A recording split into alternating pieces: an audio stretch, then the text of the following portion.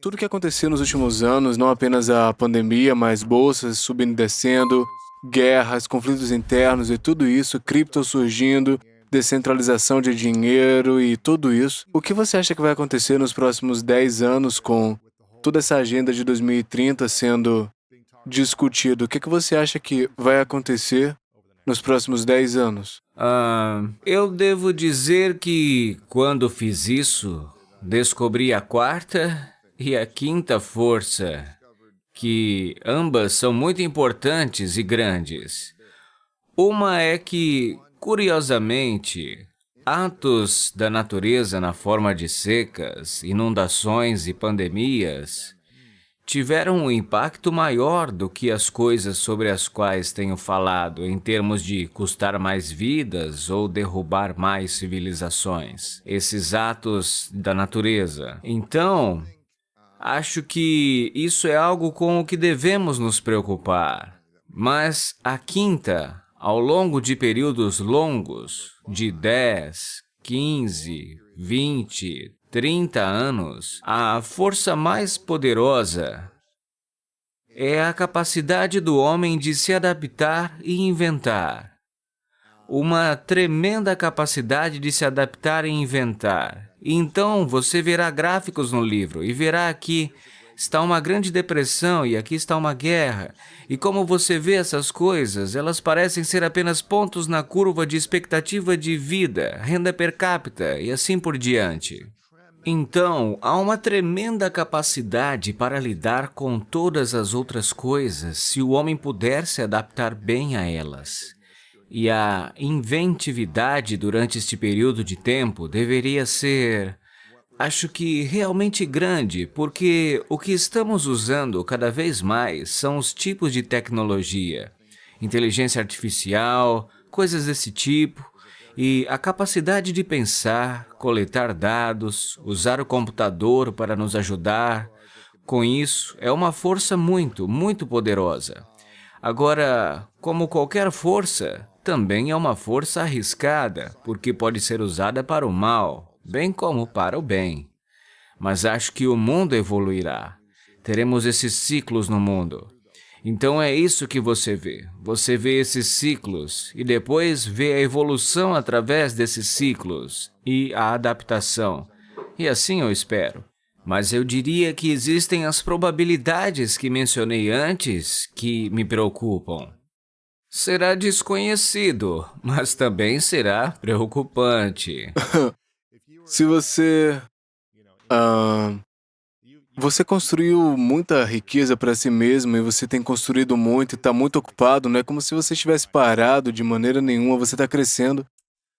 Se você tivesse 30 ou 40 anos nesse momento e tivesse construído um negócio e uma equipe e tivesse tentando se preparar para ser saudável em todas as áreas diferentes da sua vida, como você estaria pensando se estivesse nos 30 ou no início dos 40 sobre os próximos movimentos que você faria como pessoa? É muito interessante, porque há um ciclo de vida. Mas a conclusão do ciclo de vida é que nos primeiros anos, geralmente são os anos mais felizes. E os anos mais felizes se estendem até um pouco depois de você sair da escola. Então existem 3 fases. A primeira fase é você, e você é dependente dos outros. Você está tentando aprender e ser bem-sucedido. Então você sai da escola, é um idealista, pode fazer tudo. Você não tem muitas obrigações. Você assume um trabalho e assim por diante. E isso é um período feliz. Então você tem um desafio de equilíbrio entre trabalho e vida pessoal. E a vida é mais difícil do que você esperava normalmente. E a ideia de que vou ser facilmente, terrivelmente bem-sucedido é difícil. E então, se você pegar o período menos feliz da vida pelas medidas de felicidade em todas as sociedades, ele vem em algo como 45 a 55, 50 anos. Isso porque você tem o desafio de equilíbrio entre trabalho e vida pessoal. Talvez o relacionamento que você teve com seu cônjuge ou outra pessoa significativa não seja tão maravilhoso quanto você imaginou que seria. É quando as taxas de divórcio são mais altas. Você está sobrecarregado, precisa cuidar de seus filhos e cuidar de seus pais, e é uma fase difícil. Essa fase é dura. E então, o que acontece é que, à medida que você passa por isso, é muito interessante. De 55 anos até a pessoa se aproximar do que vai matá-la, é o período mais feliz. Ainda mais feliz do que o período anterior, pelos registros, porque você se torna livre. Você não está tão preocupado em ser o melhor em realizações. Você está bem, é autossuficiente, tem escolhas e não precisa cuidar de seus pais. Você não precisa mais cuidar dos filhos e talvez os pais faleceram, é assim. Então, quando você pensa nisso em termos de, digamos, a sua pergunta, ok? Qual é o conselho? Meu primeiro conselho é meditar. Descobri que a meditação, eu pratico a meditação transcendental. Acho que isso me dá uma calma e uma equidade para lidar com as realidades que estão chegando até mim, certo? A vida é apenas uma questão de escolhas. E eu descobri, em geral, que quando as coisas estão em desacordo e há esse conflito, se você der um passo atrás com a mente clara, você pode obter a maior parte de cada coisa que você pensa que está em desacordo. Por exemplo, em relação ao equilíbrio entre vida profissional e pessoal. A maioria das pessoas pensa, bem, devo tirar mais tempo livre ou trabalhar? Ou devo tirar do tempo livre e colocar mais no trabalho e assim por diante? Mas a verdadeira resposta para a pergunta é: como posso ser eficiente para obter mais em um dia ou em uma hora? E se você tem equilíbrio, olha para suas circunstâncias e diz, ok, como posso obter mais?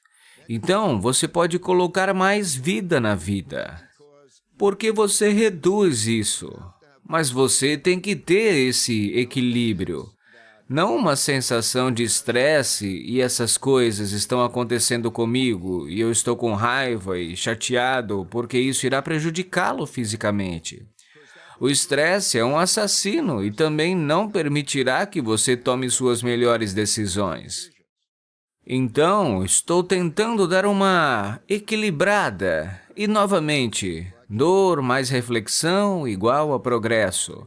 Reflexão de qualidade, não apenas de si mesmo, mas até perguntando a outras pessoas e procurando princípios de outras pessoas que estão na mesma situação.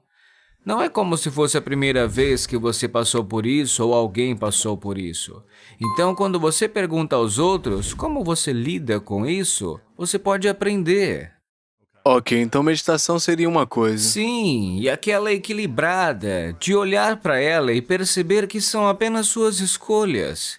Não é o mundo pegando no seu pé, o mundo só está girando. O mundo É a está acontecendo, realidade. É é. uma abordagem para a vida. Você sempre meditou? Eu comecei em 69. Então, já fui bastante.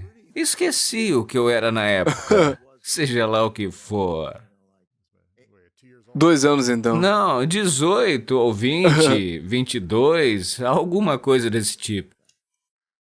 E provavelmente foi isso que te ajudou a superar a perda financeira em 84 e o público.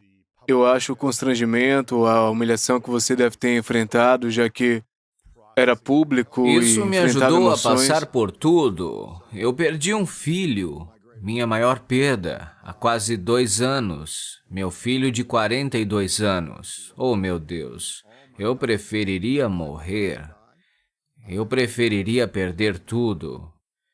E eu tinha... Está bem, mas era isso. E é como a oração da serenidade, sabe? A oração da serenidade. Deus, me conceda a serenidade para aceitar as coisas que não posso controlar.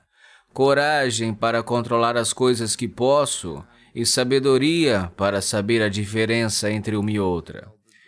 E assim, porque a vida acontece porque você não pode apenas sentar lá e sentir pena de si mesmo. Eu não quero dizer que quando acontece algo doloroso, você não possa se cuidar e se proteger. Mas então, vem um período de reflexão e você tem que lidar com isso. Então, a meditação, esse equilíbrio que acaba acontecendo nesse processo, é algo muito importante e válido. Eu acabei de perder meu pai há 3 meses, inesperadamente, e tem sido um processo de luto de muitos momentos gratos e bonitos, mas também de muita tristeza. E quase a cada poucos dias, muita tristeza me aflige em momentos diferentes. Olha, eu sei bem como é, e aqui está a maneira como vejo. Não sinta pena de si mesmo, sentindo-se triste. Não entre nisso. Em outras palavras, quando penso no meu filho e você pensa no seu pai e a falta, entre nisso, mas está tudo bem, porque ele de certa forma está com você. Você guarda consigo uma doce lembrança. É, E o que acontece é que, com o tempo, a doçura aumenta em relação à amargura. E também aprenda a lição de amar e apreciar todas as outras pessoas em sua vida. Vá abraçá-las, passe tempo com eles, aprecie, cheire as flores que restam, porque há outras alegrias ao seu redor. E então, perceba que sua tristeza é porque algo que deve ter sido maravilhoso foi tirado de você. Então, você teve toda essa maravilha. E quero dizer, melhor assim do que não tê-la, não é? De qualquer forma, essas são as coisas que me ajudam. Eu posso falar sobre outras coisas que fiz que me ajudaram, mas pode muito bem dizer isso, porque talvez ajude aos seus ouvintes também.